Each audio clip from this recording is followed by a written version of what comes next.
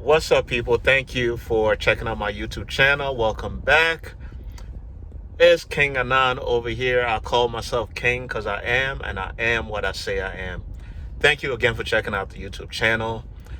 I'm going to be bringing you some amazing videos, so please make sure you go ahead and like, subscribe to the channel. Make sure you click on the notification bell so you can be notified any and every time I upload a new video. And if you got any questions, make sure you comment down below. So guys, thank you again. Welcome back. Akwaba. So guys, the reason why I started putting up these videos on YouTube, because I'm originally from Ghana. If you haven't seen my previous video, it's gonna be on the link below. Originally from Ghana, West Africa. I've been in the United States for 30 years. I currently live with my family down here, my wife and 3 kids down here in Florida, which is in the southeastern part of the United States. I've lived in 2 other states. I initially lived in Massachusetts with my dad and my stepmother. And I also lived in Virginia, which is on the Atlantic Ocean side of the United States, right in the middle, right there in the middle. So I had a pretty interesting upbringing. I grew up, I was born in a small, very small town called Sekondi, which is in the western region of Ghana. Okay, I grew up there from when I was born until the age of about 4 or 5, and then I moved to Accra, which is the capital city. Now, growing up, I didn't really know who my father was. I didn't really understand the concept of father until I one day was in the bedroom that I shared with my mother. I was looking through a photo album one day, and I saw these 2 gentlemen, and I asked my mother who are these guys, who are these gentlemen. She said, that one there is your father, and the other one is his brother. So I said, well, where are they? And she said they were in America. They were in the United States. And I didn't even know what America was at the time in my 4-year-old mind. But as soon as she told me that, as a boy, if you're a man or if you're a young man, you could probably understand this, that you kind of, there's something in you that longs for your father if you don't have that father figure around.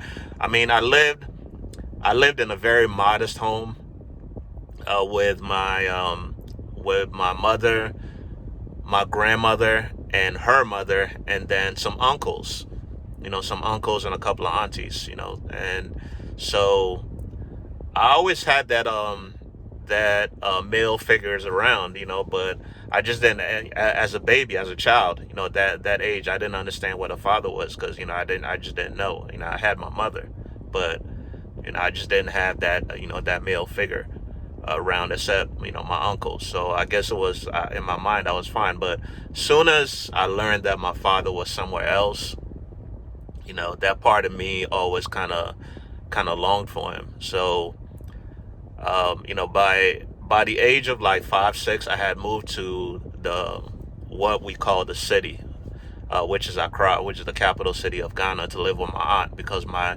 mother had left Ghana to go to Nigeria, which is one of the next countries. I'm sure you're familiar with Nigeria in West Africa, because they were doing better economically than Ghana. So I moved to live with my aunt and lived there for about until the age of 7. I moved to Nigeria for a year to live with my mother, and then I moved back to Ghana. So at the age, I lived in Nigeria for a year, and at the age of 8 is when I met my father. Okay, so one day my aunt used to pick me up from school in her car. One day she picked me up in the afternoon, and I got in there was a gentleman sitting over here. I'm in the driver's side right now. There was a gentleman sitting in The passenger side in the front, which was my uncle, one of my other uncles on my dad's side, so my dad's brother, a different brother than the one that was in the United States. And then there was another man sitting in the back like that, in the passenger side on the back, and then I jumped in behind my aunt. So as we pulled off, she asked me, do you know who this man is that's sitting next to you? And I said, no. And she said, that's your father. So that was quite an experience. I would never forget that day in my life ever. And that was the first time I ever saw my father at the age of 8. And he had come to Ghana I'm not really sure what he was in Ghana for, but he just come to visit, and we spent a good 2 to 3 weeks together. Like everywhere he went, I went. I was right next to him everywhere. And one day, just out of the blue, or it seemed like out of the blue, he asked me if I wanted to come live with him. And as a child, at that time, if you were a child in Ghana, or if you were just in Ghana, period, you kind of looked outside, like you either knew somebody who lived in either Europe or the United States, or you heard of somebody that lived in Europe or the United States, or you seen movies of what we call abrochi. Abrochi is like somebody, or outside. Abrochi is like we refer to that as Europe or the United States. So you always wanted to be there, seeing the movies, hearing music of what's out there. That's how a lot of people's mentality was back then, and even now. Africans, that's kind of our mentality back home. So I jumped at the opportunity. I wanted to live with him. I wanted to be in America. So that's how I ended up here. My father had been living here for so many years. He and my mother weren't together. So I moved here, and I lived with, we lived in an apartment outside Boston. Lived maybe like 20 minutes outside Boston, and I lived with them until I turned 18. I moved here when I was 12. So that was a huge culture shock. That was just, I moved here, and it was dead and kind of in the middle of winter. It was actually spring, because it was March. But in Massachusetts, that might as well be winter, because it was just snowing, snowstorms, and cold, and trees with no leaves. And it was just complete culture shock. Because in Ghana, in Accra, at my aunt's house, we lived in a pretty comfortable house, 2-story house, and there was always family around. I get off from school, sometimes walk home, and there was always somebody around, either an aunt, uncle, somebody. We all lived together in this one house. There were quite a few people, at least 5, 7 people sometimes living in this house. So there was always somebody at home. But coming home, moving to the United States, and in the morning, both my parents going to work, and then it was just basically me and a girl cousin of mine who was living with my parents right before I moved in with them. So it was just me and her. And sometimes coming home, and maybe she would stay after school sometimes for whatever reason, and just coming home by myself on the bus. It was such a shock, and I felt lonely at the time. So it was an adjustment period, but I did adjust, and left Massachusetts, went down to Virginia for college, Hampton University, and then after that moved to Northern Virginia for a while, started working, and then I met my wife, who's also from Ghana.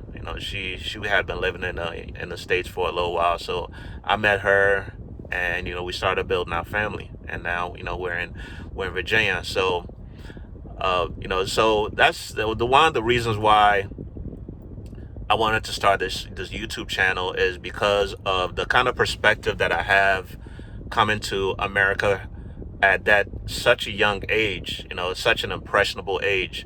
It made an impression on me, the things that I was exposed to, In our home, as much as possible, my father tried to maintain our, if for lack of a better word, our Africanness, our African culture. And he raised me with the with our culture. We around where we lived at, we didn't spend there weren't that many black people. Even we lived in a town. It was mostly a lot of white people. We lived in a suburb, so my high school didn't have that many black kids. Maybe just a few, maybe about 10 out of, oof, I want to say maybe 1,500 to 2,000 kids in our high school.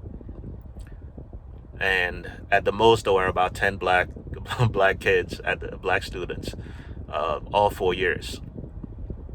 So, and every once in a while, we have friends. My dad had friends that lived in New York and the Bronx. So between Boston and the Bronx is a 3-hour drive, and every once in a while we'd go over there to have, there were Ghanaian events, Ghanaian parties, every once in a while. So we kind of maintained the culture that way. We were connected to our culture that way. We ate Ghanaian food. It wasn't always easy to get, but we tried to get our hands on our fufu and that kind of stuff. Our fried fish and all that. We always try to keep keep us grounded, keep us connected. But American culture is very powerful, no matter where you're at. You can live overseas, you can live in Ghana, you can live in South Africa, you can live in China, and still be influenced by American culture. American music, hip hop. I was huge into hip hop. At that age growing up because hip hop was blowing up. So I started to identify. Basically, what I'm saying is that I started to identify with American culture more than Ghanaian culture. And I remember at one point, at that age, my dad used to tell me, kind of teasingly, but also seriously, that I was losing my culture because I guess he could see it, but I just didn't. I just felt like I was growing up. I was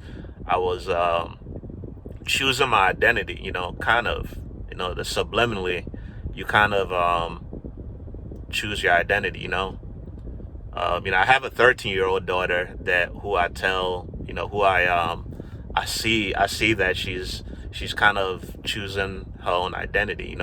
And it's part of growing up, I guess.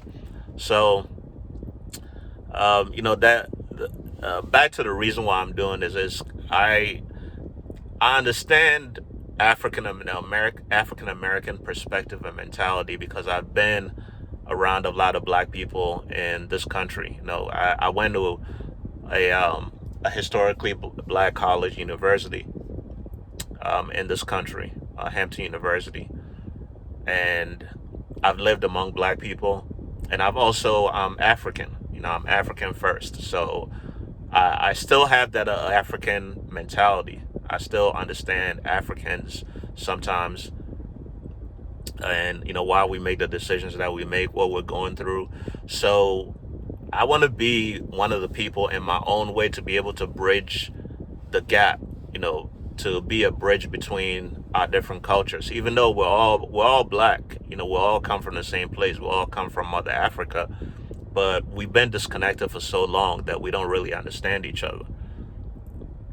And there are black people here that can sit here in America and look at Africa and say, like, why is Africa so messed up? Like, why are the leaders making these decisions that put us in these that